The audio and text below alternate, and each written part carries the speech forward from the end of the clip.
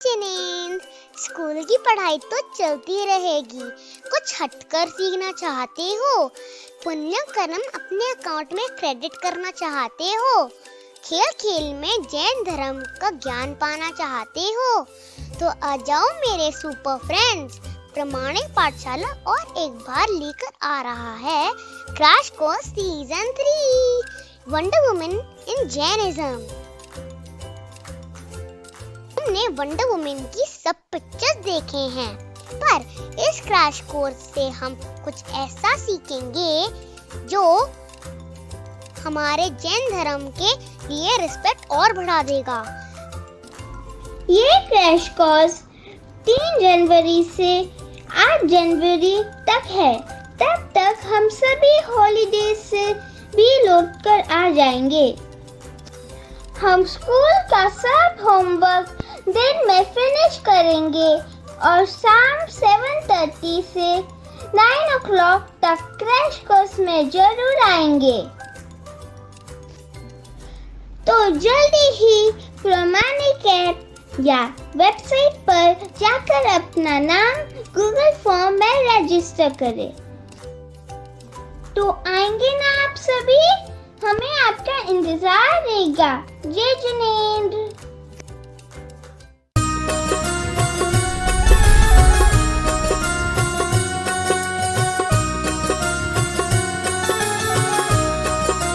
बोलिए देवादिदेव 1008 पार्श्वनाथ भगवान की जय जय जय। श्रवण संस्कृति के उन्नायक प्रातः स्मरणीय आचार्य भगवंत विद्यासागर जी महामुनिराज की जय जय जय। गुणायतन प्रणेता संघ का समाधान व भावना योग प्रवर्तक प्रखर वक्ता पूज्य मुनिवर श्री प्रमाण सागर जी महाराज की जय जय जय। मुनिवर श्री अरहय सागर जी महाराज की जय जय जय। प्रिय बंधुओं, तीर्थराज सम्मेद शिखर की तलहटी गुणायतन परिसर में आयोजित देश के सर्वाधिक लोकप्रिय कार्यक्रम संघ का समाधान, जिसमें जुड़े हुए उन सभी उपस्थित एवं जो कि जिनवाणी चैनल, पारस चैनल या कि प्रामाणिक ऐप के माध्यम से घर बैठे इस कार्यक्रम को देख सुन व आनंद ले रहे हैं, उन सभी श्रद्धालुओं का गुणायतन व श्री सेवायतन परिवार हार्दिक हार्दिक अभिनंदन करता है। बंधुओं, यह कार्यक्रम प्रारंभ हो उसके पूर्व मैं आपसे कहना चाहूंगा कि अनेक लोगों ने अपनी भावनाएं बनाई हैं गुणायतन से जुड़ने के लिए, जो लगातार चैन दर चैन जुड़ती जा रही है।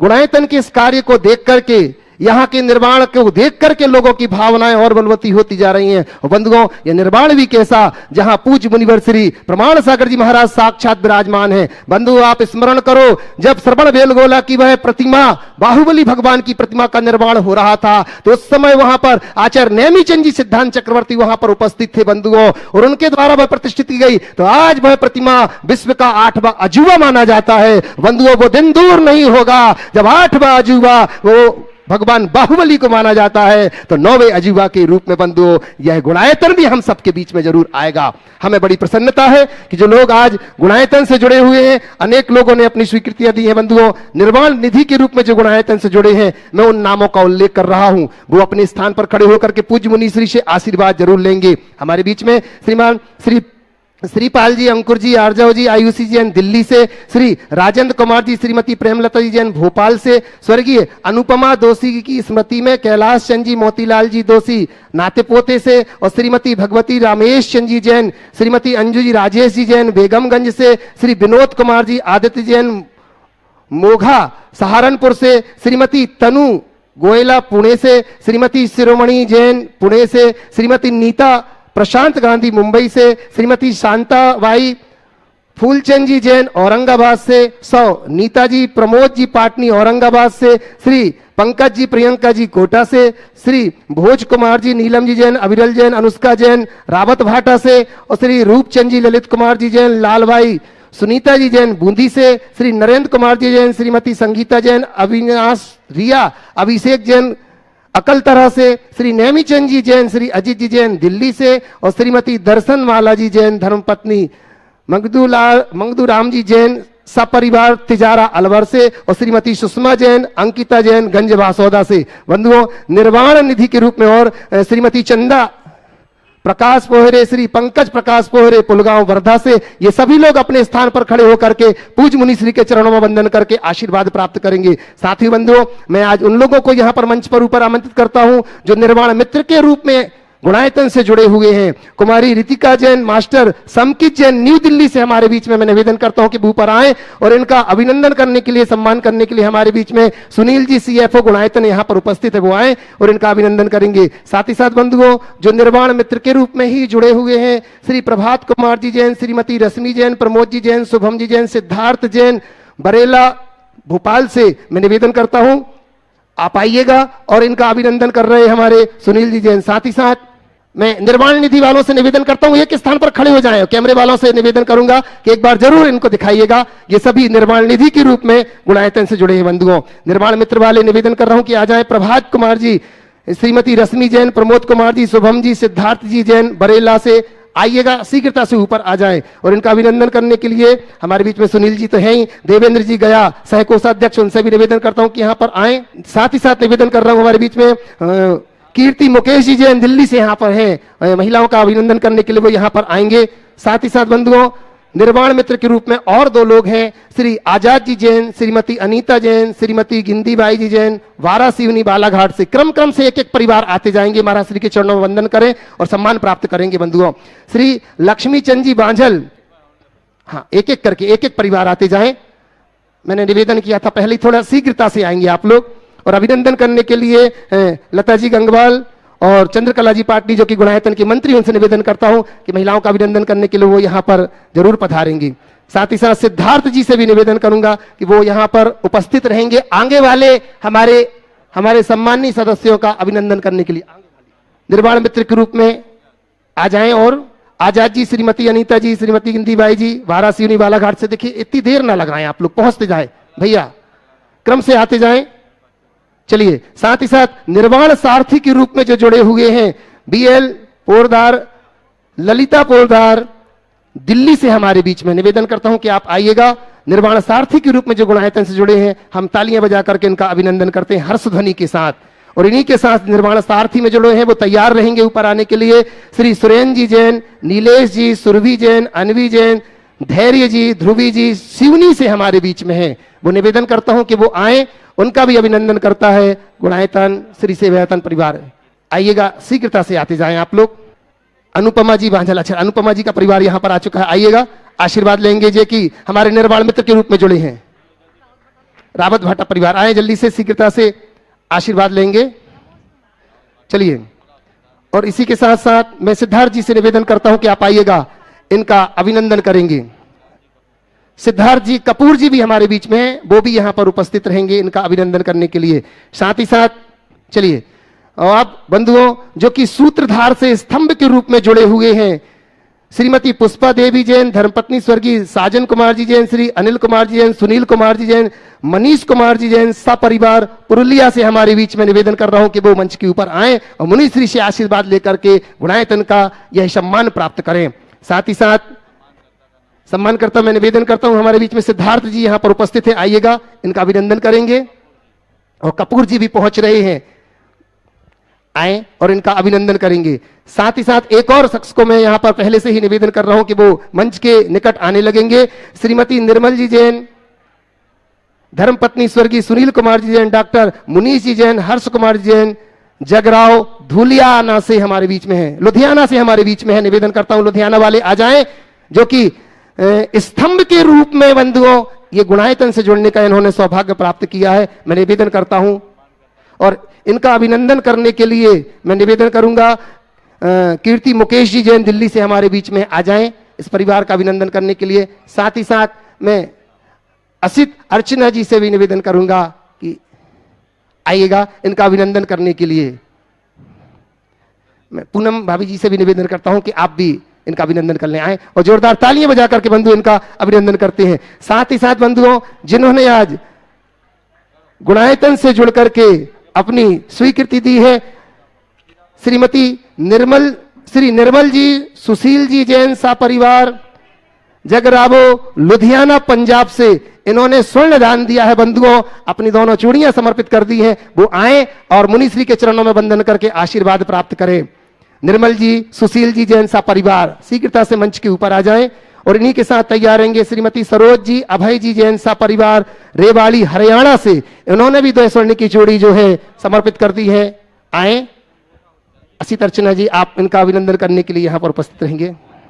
जोरदार तालियां बजाकर अभिनंदन करते हैं। बंधुओं, सूत्रधार सदस्य जो हमारे गुणायतन के हैं, श्री प्रकाश चंद जी कोड़ीवाल जी, मंजू जी कोड़ीवाल सा परिवार यहां पर है। इन्होंने भी स्वर्ण दान दिया 10 ग्राम। उनसे निवेदन करता हूं कि वो आए और पूज्य श्री के चरणों में वंदन करके आशीर्वाद भी प्राप्त करेंगे और इनका अभिनंदन करते हैं। मैं निवेदन करता हूं, सुनील जी से निवेदन करता हूं जो कि CFO, आए और इनका अभिनंदन करेंगे। वो शीघ्रता से, भाभी जी आप अति शीघ्र ऊपर आ जाए। प्रकाश जी कोड़ीवाल, मंजू जी कोड़ीवाल सा परिवार आएगा। और बंधुओं, इसी के साथ अब मैं चलता हूं पूज्य श्री के चरणों में वंदन करके। सबसे पहले ऑनलाइन प्रश्नों के माध्यम से महाराज श्री के चरणों में वंदना करते हुए मैं आपको देता हूं। साथ ही साथ बंधु, जब तक इनका सम्मान हो रहा है, मैं आपसे कहना चाहूंगा कि प्रतिदिन पूज्य मुनि श्री के मुखारबिंद से यहां पर शांति धारा होती है। बीजाक्षर मंत्रों के माध्यम से, रिद्धि मंत्रों के माध्यम से यहां पर प्रतिदिन शांति धारा होती है। आप शांति धारा में प्रातः काल लगभग 7:15 बजे यहां पर पहुंच जाइएगा बंधुओं, क्योंकि 7:30 बजे से शांति धारा प्रारंभ हो जाती है। तो आप यहां पर जरूर उपस्थित रहे, जो कि प्रतिदिन 8:30 बजे जिनवाणी चैनल के माध्यम से दिखाई जाती है। तो आप अपने परिवार के साथ यहां पर शांति धारा में शामिल हो सकते हैं। साथ ही साथ दोपहर को 1 बजे से बंधुओं गणधर वलय महामंडल विधान पूज्य श्री के आशीर्वाद से इसी जिनालय में गुणायतन परिसर में होता है, जिसमें आप अपने पूरे परिवार के साथ जुड़ करके उसमें आप सौभाग्यशाली हो सकते हैं पुण्यार्जक बनने का। मात्र 31,000 रुपए की राशि में आपको सौभाग्य मिलेगा। प्रतिदिन लोग जुड़ते जा रहे हैं, जिसमें आपके पूरे परिवार के 3 दिन के ठहरने की, भोजन की पूरी व्यवस्था और 1 दिन का पूरा विधान आपकी ओर से होगा। उसमें आप शामिल हो सकते हैं बंधुओं। तो लीजिए पूज्य श्री के चरणों में वंदन करते हुए प्रथम प्रश्न रख रहा हूं ऑनलाइन माध्यम से। महाराज श्री नितिन जी जैन यूपी से, बिनौली बागपत से आपके चरणों में वंदन करते हुए कह रहे हैं, महाराज श्री, किसी ने क्या खूब कहा है कि ये जिंदगी है जनाब, मां नहीं जो हर वक्त प्यार दे। तो महाराज श्री, मेरी शंका यह है कि हम जिंदगी में ऐसा क्या करें कि जिंदगी मां की तरह ममतामयी बन जाए। समाधान कीजिएगा। बात बिल्कुल सही है। जिंदगी है जनाब, मां नहीं जो हर वक्त प्यार दे। फिर भी आप जिंदगी को मां की तरह ममतामयी बनाना चाहते हैं, तो उसका एक ही उपाय है, जिंदगी में जो मिले उसे प्यार करना शुरू कर दो, जीवन के साथ हो जाए। महाराज श्री आपके चरणों में वंदन कर रहे हैं जयचंद जी पाटनी, जय श्री पाटनी एलोरा से, और निवेदन कर रहे हैं महाराज श्री कि महाराज श्री, व्यवहार में कौन सी चीज व्यवहार में अगर कोई चीज टूट जाने पर बहुत बुरा लगता है, फिर वो चाहे जिंदगी हो, उम्मीद हो या कि फिर भरोसा हो। नींद टूटने पर तो संभल सकते हैं, पर उम्मीद भरोसा टूटने पर कैसे आगे बढ़ें, कृपया समाधान कीजिए। जिंदगी में कुछ भी टूट जाए, टूट भी सकता है, नींद भी, भरोसा भी, उम्मीद भी। आपने पूछा है नींद टूटने पर तो हम फिर भी संभल जाते हैं, उम्मीद और भरोसा टूटने पर हम क्या करें। मैं तो सबसे पहली बात ये कहूँगा, उतनी ही उम्मीदें रखो जिसके टूट जाने से फर्क न पड़े, और उतना ही भरोसा करो जिसके टूटने से तुम्हारी सेहत न बिगड़े। ज़रूरत से ज़्यादा उम्मीद पालने वाले लोग और ज़रूरत से ज़्यादा भरोसा करने वाले लोगों का हाल बड़ा बुरा होता है। बुंदेलखंड में एक कहावत है, भरोसे की भैंसिया पड़ा ब्या गई। इसका मतलब क्या है? बहुत अच्छी कहानी है। ये कहावतें हैं, कहावतें निरर्थक नहीं होती, लेकिन अतिरिक्त उम्मीद या भरोसा पालने के बाद मनुष्य के जीवन में कैसी दुविधाएं आती है, मैं समझता हूँ इस प्रसंग से आप सब अच्छे से समझ पाएंगे। ओ, पढ़ा दिखा दिया क्या? एक व्यक्ति के पास एक भैंस मिल गई उसे कहीं से। और वो भैंस मिली तो फिर क्या हुआ, उसके साथ वो कल्पना करने लगा कि अब हम भैंस लाए, खरीद के ले आए, एक भैंस लाएंगे, और भैंस लाएंगे तो भैंस गाभिन हुई तो उसने सोचा इससे पड़िया ब्याएगी, पड़िया ब्याए होगी तो पड़िया और बड़ी होगी, फिर उसके बच्चे होंगे, फिर उससे बच्चे से बच्चे होंगे, फिर उससे बच्चे से बच्चे होंगे, उससे बच्चे से बच्चे बच्चे बच्चे होते रहेंगे। और उस कैलकुलेशन के हिसाब से उसने कई जगह इन्वेस्टमेंट कर दिया।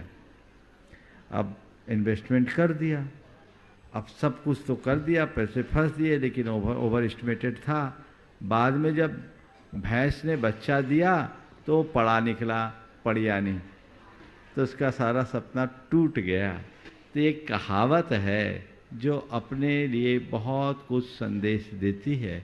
इसलिए खुद पर भरोसा रखो और खुद से उम्मीद करो, उसमें खरा उतरो, जो कभी नहीं टूटेगा। जो दूसरों पर भरोसा रखते हैं, जो दूसरों से ज़्यादा उम्मीद करते हैं, उन्हें एक न एक दिन दुखी होना पड़ता है। इसलिए इससे बचना चाहिए। महाराज श्री मयंक जैन पुणे महाराष्ट्र से नमोस्तु निवेदित करते हुए पूछ रहे हैं कि आज के समय में टेलीविजन बहुत प्रचलन है, टेलीविजन का बहुत प्रचलन है और कई पीढ़ी इससे बहुत प्रभावित भी है। परिणाम यह है कि आज की पीढ़ी के नायक महापुरुष और भगवान न होकर के मात्र फिल्मी जगत के लोग और दुनिया की चमक धमक ही रह गई है। कई प्रयासों के बाद भी उनको समझाना और सही मार्ग दिखाना कठिन हो गया। हमारा श्री कृपया इस समस्या का आप समाधान करें, आप ही समाधान कर सकते हैं। टेलीविजन के विरोध में टेलीविजन पे बोलना पड़ रहा है। मैं समझता हूँ किसी भी संसाधन में कोई बुराई नहीं है, बुराई है केवल उसके उपयोग में। आप घर में संसाधन रखिए, पर ये देखिए कि हमें क्या देखना है और क्या नहीं देखना। आजकल प्रायः ये देखने में आता है कि क्या खाना और क्या नहीं खाना, इसका तो विवेक लोग फिर भी रख लेते हैं, पर क्या देखना क्या नहीं देखना, इसका विवेक बहुत बिरलों में पाया जाता है। मैं तो ये कहता हूँ गलत खाना से पेट खराब होगा, दूसरे तीसरे दिन ठीक हो जाएगा, पर गलत देखने से दिमाग खराब होगा तो न जाने कितने जन्मों तक तकलीफ पाओगे, बर्बाद होगे।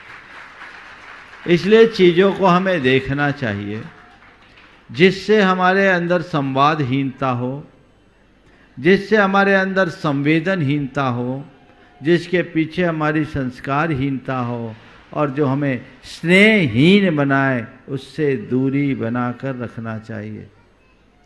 ये जितने भी मल्टीमीडिया के माध्यम से आप लोग जो कुछ भी देख सुन रहे हैं, उनके 4 भयानक दुष्परिणाम हैं। सबसे पहला संवादहीनता, कम्युनिकेशन गैप। पहले घर में कुछ भी नहीं है, आदमी कितना भी व्यस्त है तो रोटी खाते समय 2-4 बातें हो जाती थी। अब तो खाना भी लोग टीवी के सामने खाते हैं, टीवी देखते देखते खाते हैं। घर वाले ने क्या बनाया, कैसा बनाया, उसका क्या स्वाद है, उससे कोई मतलब नहीं, मुंह में डाले जा रहे हैं और खाए जा रहे हैं, हूँ हाँ में जवाब दे रहे हैं, ध्यान कहीं है और कर कुछ रहे हैं, है ना। तो ये संवादहीनता अच्छी बात नहीं है। ऐसी संवादहीनता से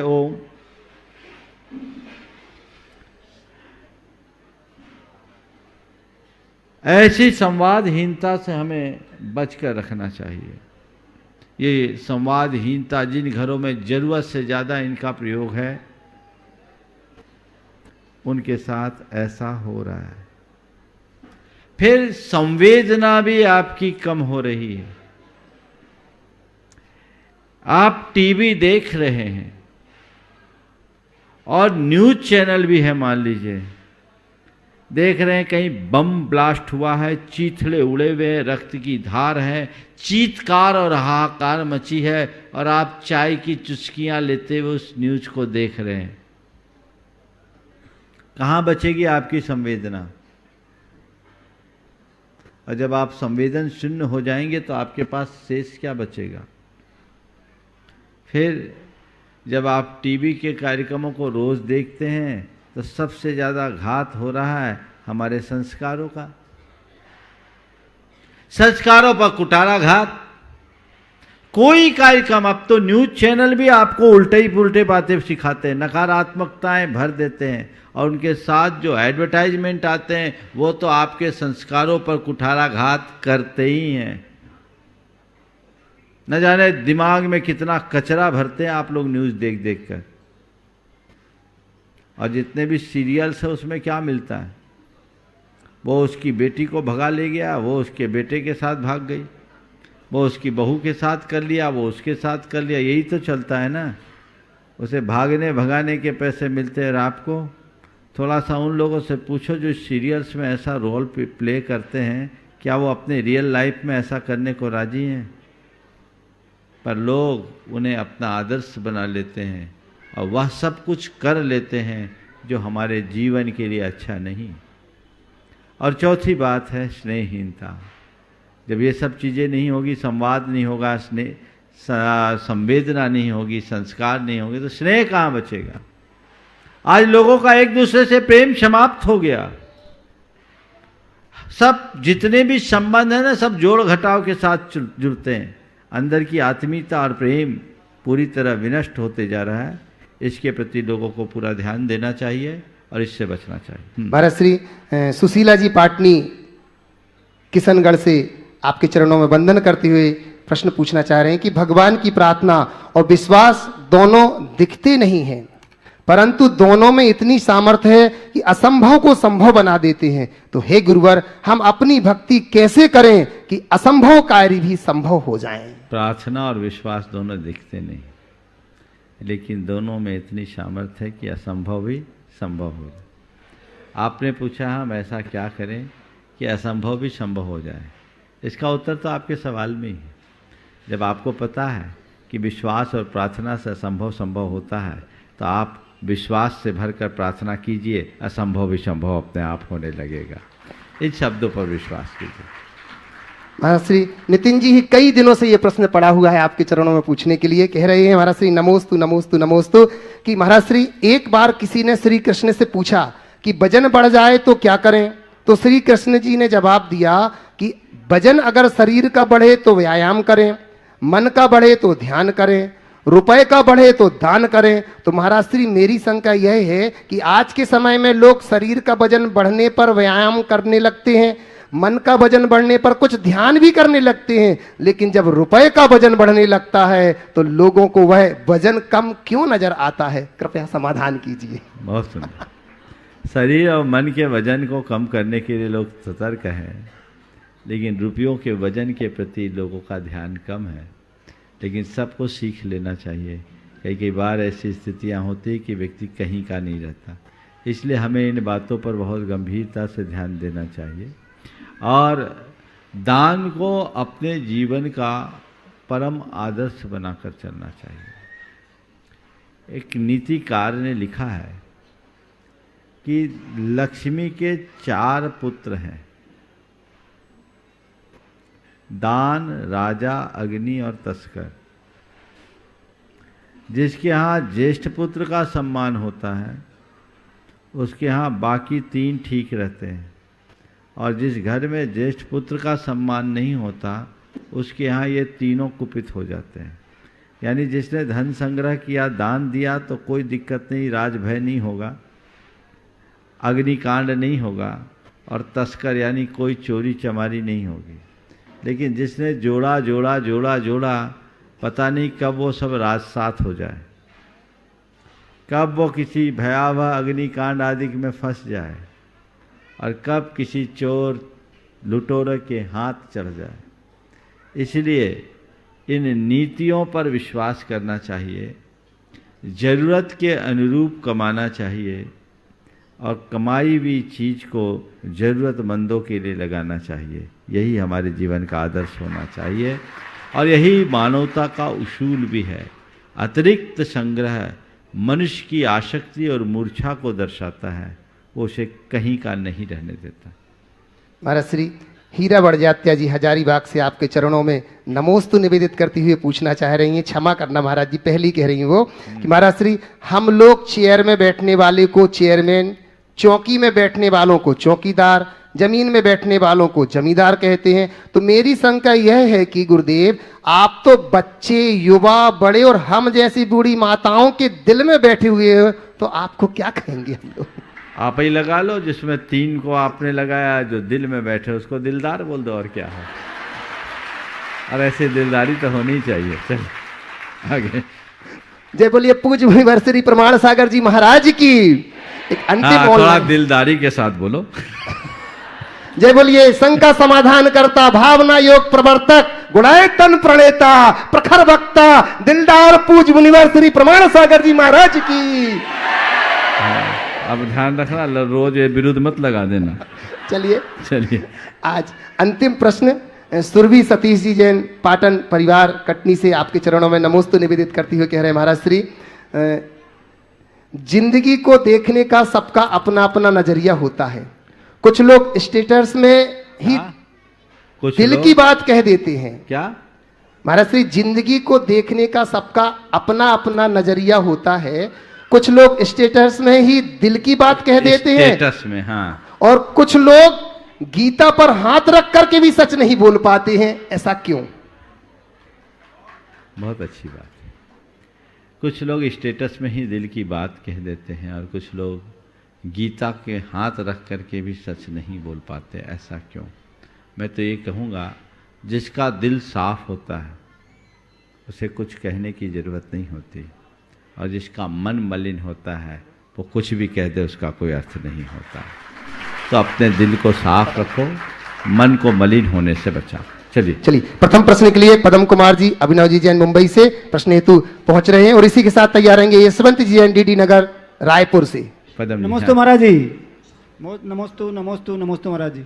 मेरा प्रश्न है महाराज जी कि मैं अभी उत्तर पुराण का अध्ययन कर रहा था, तो उसमें आया कि दंडोदक से स्नान किया उन्होंने, उनके संतान उत्पत्ति नहीं हो रही थी, तो ऐसा, तो वो ऐसा सही है क्या लिखा हुआ? मतलब अब देखिए, आपने उत्तर पुराण में पढ़ा है तो पहले तो मैं वो प्रसंग देखूंगा। अब उत्तर पुराण में मूल में लिखा, हिंदी में लिखा, मुझे देखना होगा। नहीं, मूल में लिखा है महाराज जी, मैंने पढ़ा। वो संस्कृत में देखा? हाँ, संस्कृत में लिखा है तो महाराज उस प्रसंग को देख करके ही मैं कुछ उत्तर दे पाऊंगा। चलिए नमस्ते। हाँ, यशवंत जी जैन डीडी नगर रायपुर से हमारे बीच में तैयार रहेंगे। स्वाति अरुणा आशीष अमित आर्या, इंजीनियर सुनील कुमार जी जैन घिया जबलपुर से। इंजीनियर साहब पहुंच रहे, उसके पहले नमोस्तु महाराज जी। अरुणा जैन स्वाति। महाराज जी नमोस्तु। महाराज जी, जीवन में सब कुछ हमारे अनुसार या हमारी इच्छा के अनुसार होता है, तो हम कहते हैं कि भगवान हमारे साथ है, सब कुछ अच्छा हो रहा है, भगवान की मर्जी है, पुण्य है हमारा।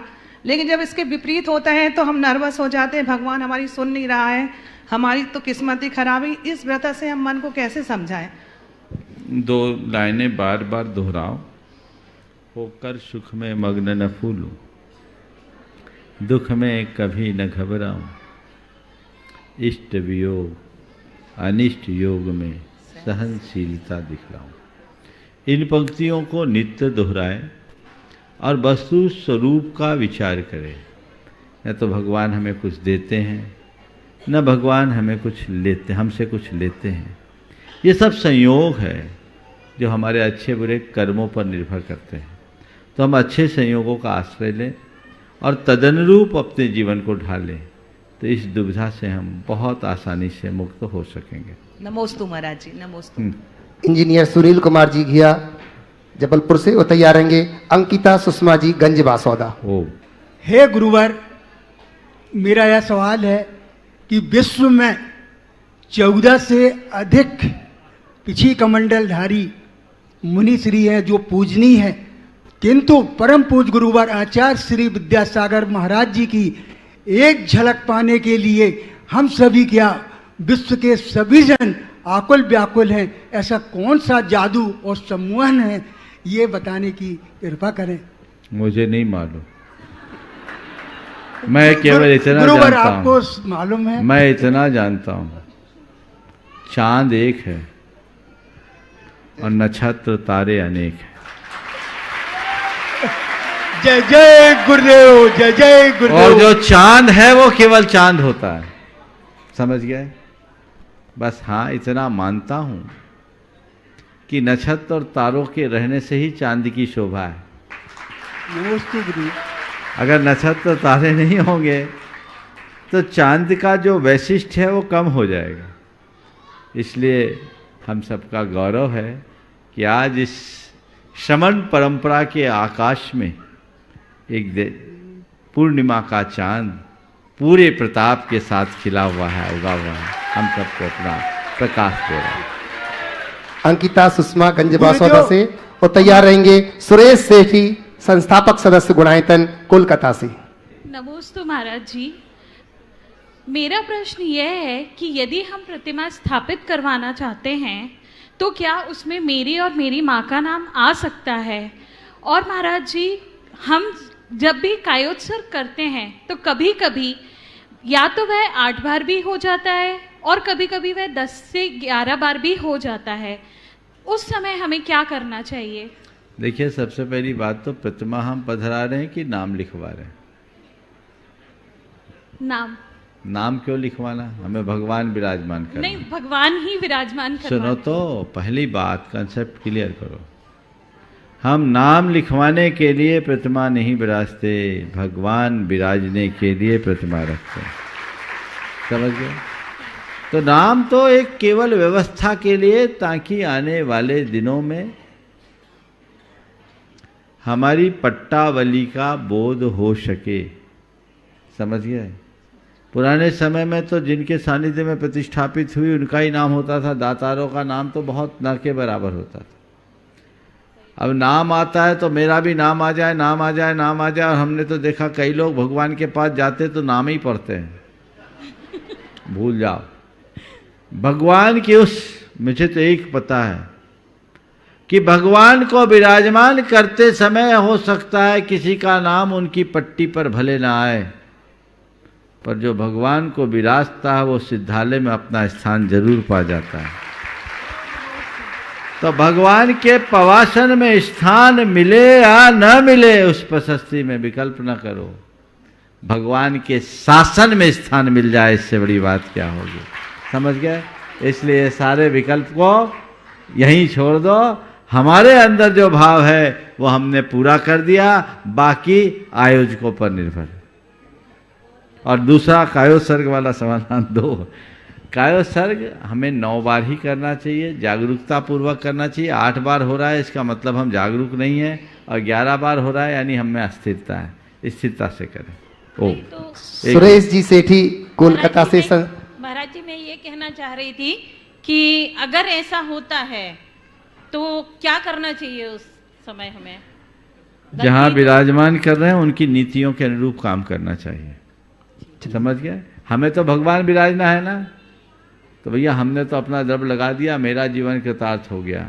समझ गए? इतना ही सोचना चाहिए।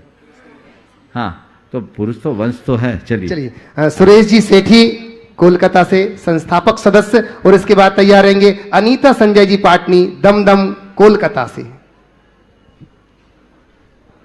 नमोस्तु महाराज। नमोस्तु महाराज, मैं महाराज से एक छोटा सा प्रश्न पूछना चाहता हूँ।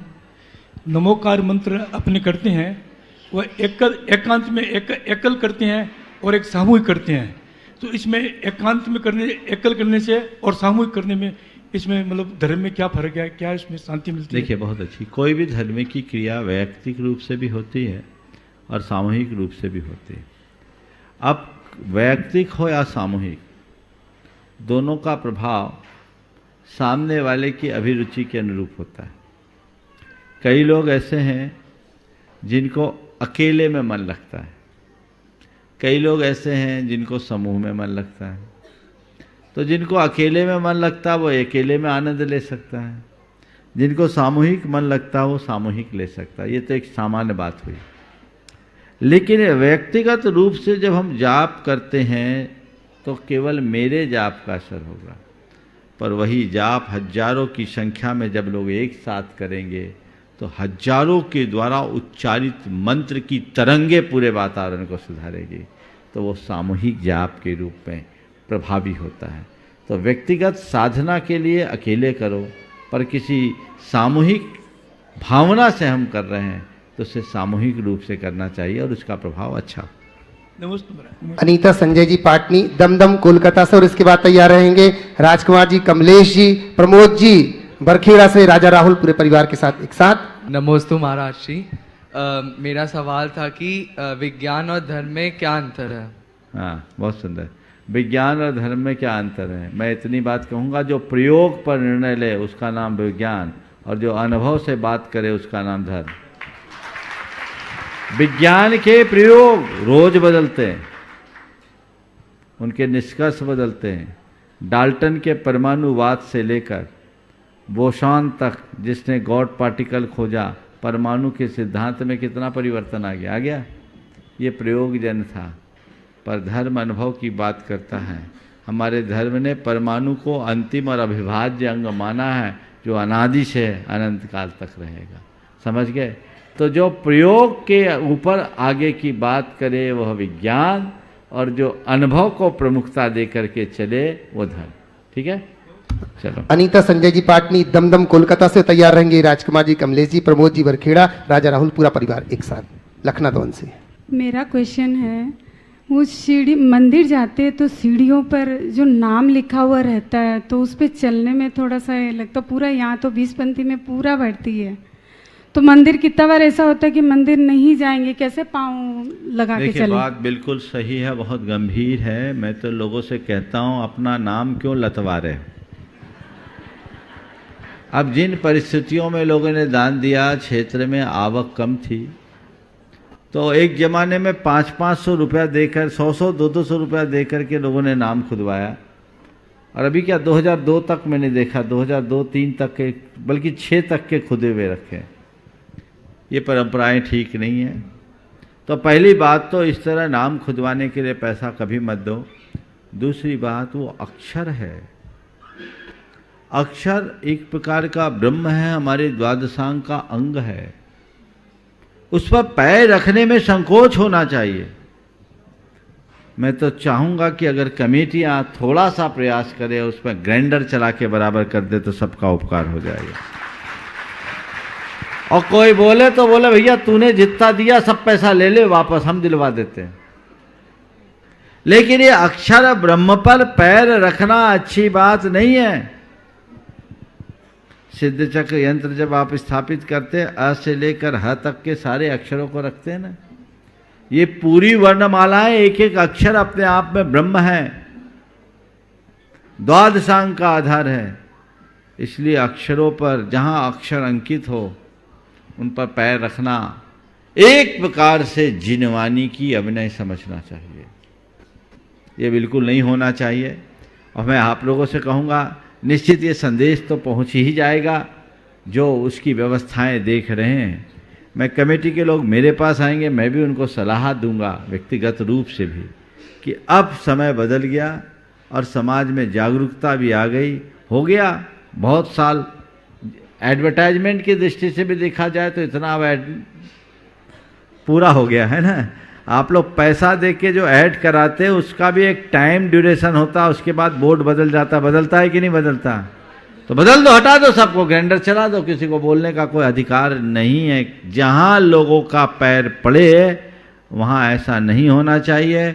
और जिनके खानदान का नाम लिखा वो भी कह दे भैया हम अपने बाप दादाओं के नाम को लतवाना नहीं चाहते, कृपा कर आप उसमें ग्राइंडर चला दीजिए, हमको कोई फर्क नहीं पड़ेगा। एक पढ़े लिखे सभ्य समाज का प्रमाण होगा। थोड़ा सोचिए, जब वहाँ कोई गैर जैन व्यक्ति आता हो, देशी विदेशी सब आते हैं, वो जब इन नामों को देखता होगा तो जैन धर्म के प्रति क्या सोच बनेगी उसकी? ये बच्चों का क्वेश्चन रहता है जब है, बिल्कुल सही है, सबका क्वेश्चन है। ये धर्म की दृष्टि से गलत है और इसे तत्काल प्रभाव से हटाना चाहिए। आज आपने पहली बार ध्यान आकृष्ट किया। मैं जब जाता था तो विकल्प तो होता था, बच के जाता हूँ, लेकिन आज ये बात आई है और मुझे उम्मीद है कि जहाँ भी ऐसा है, यानी अन्य क्षेत्रों में भी है, सोनागिर वगैरह में देखो पूरे रास्ते में सीढ़ियों में सबके नाम लिखे, ऊपर पट्टी पे लिखे चलेगा, जहाँ पैर लगे वहाँ तो बिल्कुल नहीं होना चाहिए। जिन भी स्थानों पर है, मैं पूरे देश भर के सभी तीर्थ क्षेत्रों, मंदिर कमेटियों के साथ जुड़े हुए लोगों से कहूँगा कि इस पर बहुत गंभीरता से ध्यान रखना चाहिए। इस असाधना में जिनके हाथ में उसकी प्रबंध व्यवस्था है वो भी जिम्मेदार हैं, क्योंकि आपने बनाया है, लोग पैर रख रहे हैं, उससे बचना चाहिए। चलिए, राजकुमार जी, कमलेश जी, प्रमोद जी, सुषमा जी, राजा राहुल, विशाल, स्वाति जी तैयार हैं और इसके बाद तैयार रहेंगे महाराज श्री। देश से नहीं विदेश से भी लोग लगातार आपके चरणों में प्रश्न रखने के लिए आ रहे हैं, लगातार वो सुन रहे हैं। आज हमारे बीच में धर्मेंद्र जैन, प्रियंका पार्थ नैरोबी केनिया से हमारे बीच में वो प्रश्न लेकर के आ रहे हैं। महाराज श्री को त्रिवार नमोस्तु नमोस्तु नमोस्तु। महाराज जी, मेरा प्रश्न है, जिस शरीर के साथ हम पैदा हुए उसके जिम्मेदार हम नहीं, परंतु जिस चरित्र, व्यक्तित्व, प्रभाव के साथ हम विदा होंगे उसके जिम्मेदार हम स्वयं होंगे। तो महाराज जी, हम अपने चरित्र व व्यक्तित्व में कैसे निखार लें? नमोस्तु। बहुत सुंदर सवाल। जिस शरीर के साथ हम जन्म लिए उसके जिम्मेदार हम नहीं, पर जिस चरित्र के साथ हम विदा होंगे उसके जिम्मेदार हम खुद हैं। अपने व्यक्तित्व और कृतित्व में निखार कैसे लाएं? अपने जीवन में छिपी संभावनाओं को पहचानें और उसे उद्घाटित करने का प्रयत्न करें। जन्म पाया, जीवन मिला, जीवन शैली में बदलाव लाएं। यदि हम अपने जीवन शैली में व्यापक बदलाव लाने में समर्थ होते हैं तो तय मान करके चलना, हम वह सब कुछ पा सकते हैं जिसके हम हकदार। धर्मेंद्र जी, प्रियंका जी, पार्थ जी नैरोबी केनिया से और तैयार रहेंगे सोनल जैन खुरई से। महाराज श्री के चरणों में बारंबार नमन। नमोस्तु नमोस्तु नमस्ते।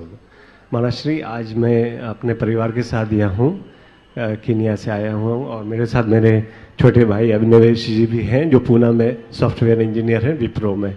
और मेरा एक क्वेश्चन विज्ञान से रिलेटेड है महाराज जी।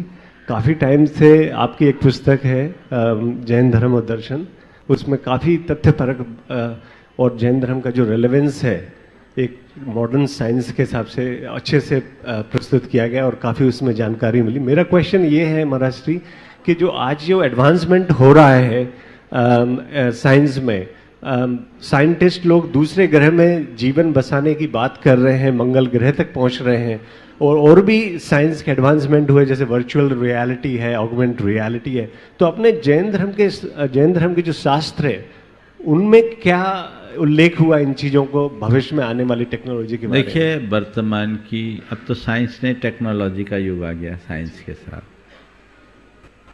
अगर हम अपने शास्त्रों को पढ़ते हैं तो सबसे पहली बात तो ये है कि हमारे पास जो वर्तमान के शास्त्र हैं बहुत थोड़े हैं। हमारे शास्त्रों का बहुभाग तो विनष्ट हो गया, जला दिया गया, भस्म कर दिया गया।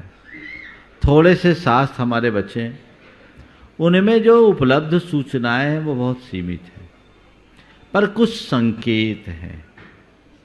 जैसे आपने कहा दूसरे ग्रहों में बसने की बात, जी महाराज। अगर हम इस बात को दूसरे अर्थ में देखते हैं तो हमारे यहाँ ये टेक्नोलॉजी पहले भी थी। दो उदाहरण आपको दूंगा जिसमें गंभीरता से विचार करने पर कई नई संभावनाएं प्रकट हो सकती। पहला, द्वारिका कहाँ बसी? द्वारिका कहाँ बसी? समुद्र के अंदर। समुद्र में बसी ना, तो बिना टेक्नोलॉजी के बसी क्या? जी महाराज। बोलिए। बिल्कुल सर।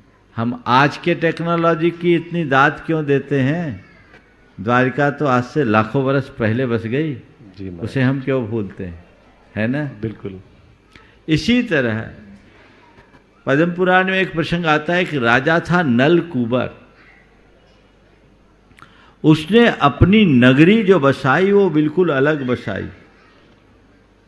उसने चारों तरफ परकोटे बनाए और उसमें एक प्रकार का रडार सिस्टम था। उसका कोट अभेद्य था और कोई भी विमान जाए उस इलाके से तो कैच कर लेता था। कोई जा ही नहीं सकता, उसको लांग नहीं सकता। अब ये बताओ, ये बिना टेक्नोलॉजी के हुआ क्या? नहीं महाराज। इसका तात्पर्य क्या है? हमारे यहाँ टेक्नोलॉजी थी और हमारे शास्त्रों में मनुष्यों में एक बड़ी प्रजाति थी जिसको हम विद्याधर कहते हैं। हम विद्याधरों को आज की भाषा में कहें तो सब टेक्नोलॉजी वाले थे, सब आईटी से जुड़े थे। विद्याधरों के पास टेक्नोलॉजी थी, वो विद्या के बल पर अपना काम किया करते थे। तो ये सूचनाएं हमारे शास्त्रों में हैं। चूंकि आज हमारे बहुत सारे शास्त्र नष्ट हो गए और हमारे आचार्यों ने जो जीवन के लिए मूलभूत प्रयोजनी था उस पर ज्यादा विस्तार दिया, जो आत्मा के कल्याण से संबद्ध था। ओम, जो आत्मा के कल्याण से संबद्ध था उस पर जोर दिया। जिसका आत्मा के कल्याण से कोई संबंध नहीं था उसे गौण कर दिया। इसलिए अगर उल्लेख नहीं है, इसका अर्थ ये नहीं कि जैन धर्म इसका निषेध करता है। बहुत सारी चीजें हैं जिसको जैन धर्म मानता भी है, हम उसको उस तरीके से खोज करें, समझे तो समझ सकते हैं। ओम नमस्ते। सोनल जी परिवार के साथ खुरई से, और इसी के बाद निवेदन करूंगा कीर्ति मुकेश जी दिल्ली से। मुनिद्वय के चरणों में मेरा कोटि सा नमोस्तु नमोस्तु नमोस्तु। मुनिवर, मेरा प्रश्न यह है कि आचार्य श्री जी का जो हिंदी भाषा अभियान है उसको हम पूर्ण करने के लिए आज की इस पीढ़ी को किस तरीके से प्रेरित करें, क्योंकि सभी लोग या तो इंग्लिश में बात करते हैं या फिर इंग्लिश। अब मैं क्या बोलूं, आज के समय में भाषाई सम्मिश्रण इतना हो गया कि लोग रच पच गए। अब मुझे भी थोड़ा अपने आप को संभाल कर बोलना पड़ रहा है। मैं कहने जा रहा था कि बोन मेरो में बस गया, माने वो अभी मैं अस्थि मज्जा बोलूंगा तो लोग समझ नहीं पाएंगे। रग रग में चला गया, क्योंकि आज के जितने भी, अब देखो फिर मैं अंग्रेजी शब्द का प्रयोग कर रहा हूँ, मुझे मीडिया शब्द का प्रयोग करना पड़ रहा है, मैं संचार माध्यम भी बोल सकता हूँ।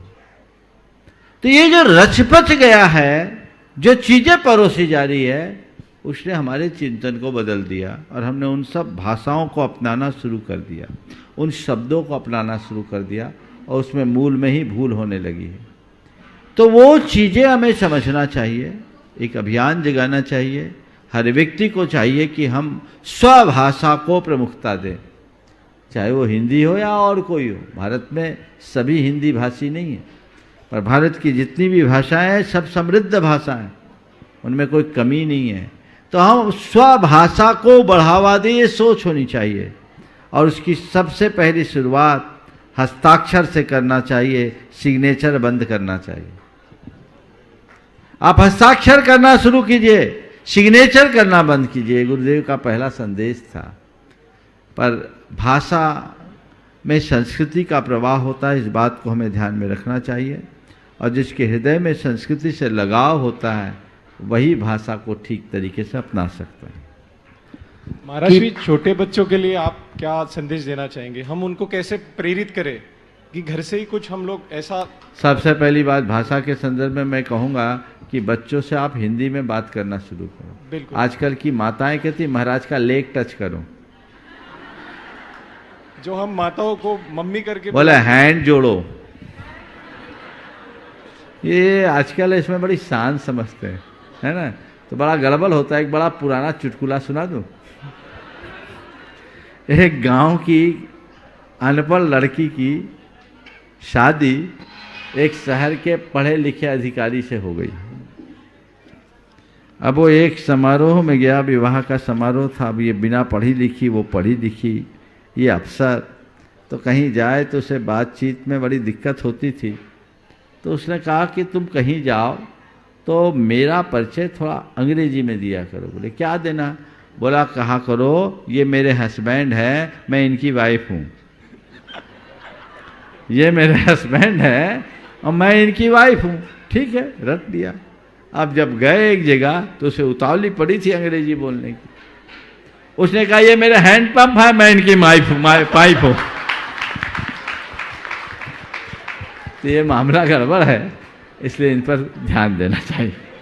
नमोस्तु नमोस्तु नमोस्तु गुरुदेव, नमोस्तु। कीर्ति मुकेश जी दिल्ली से तैयार रहेंगे। बच्चे पूछेंगे, पूछ अच्छा बेटा पूछ, आ जाओ एक साथ। हाँ, नाम बोल दो बेटा। नमोस्तु महर्षि, मेरा नाम प्रथम जैन है। मैं खेकड़ा बड़ा गांव से हूँ। मेरा प्रश्न ये है कि जैसे साइंस कहता है कि अर्थ गोल है और हमारा जैन धर्म कहता है कि अर्थ फ्लैट है, तो इसमें आप थोड़ा अपना मार्गदर्शन दीजिए। बहुत सुंदर है। इस विषय में मैंने अनेक बार चर्चाएं की है, आज फिर से बताता हूँ। देखो, इसमें भी हमें थोड़ा पीछे जाना पड़ेगा।